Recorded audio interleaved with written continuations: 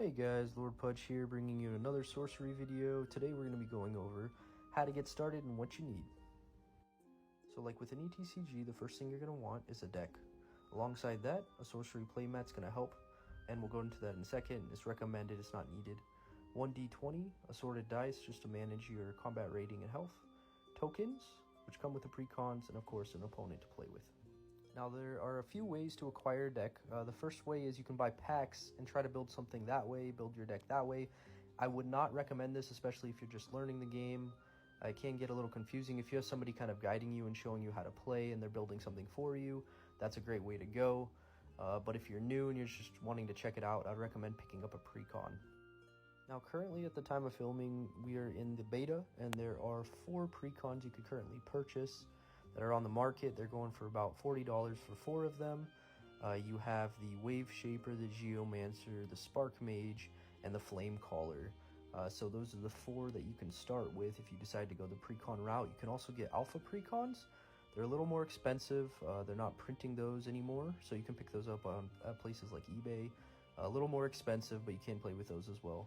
Outside of the precons, there are other avatars that you can get from packs, such as the Battle Mage or the Death Speaker. So if you're looking to build something outside of the precons and say you want to go try an Enchantress, you can pick up a couple packs, try to pull her that way. You can buy her on TCG and go from there.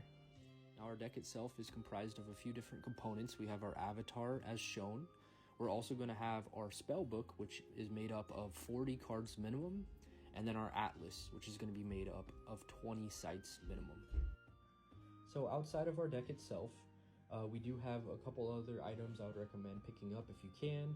Our first is going to be the play mat. This is an official sorcery mat. This is a 2-player mat. As you can see, we have our opponent's side, we have our side. So with the mat, we have a couple slots here. We're going to have our cemetery, a spot for our spellbook, a spot for our atlas. Right here, this is where our avatar goes, and then this is where we always play our first site, which we'll go into a little more detail here in future videos. Outside of the mat, we're going to have our D20 as mentioned. This is going to be keeping track of our total life points. We have some dice over here, which are going to be keeping track of some of the modifiers we have in the game. And then we have some tokens here, and these are a couple cool little tokens just to show you what they look like. They're like little cards. They're really cool, really nice quality tokens.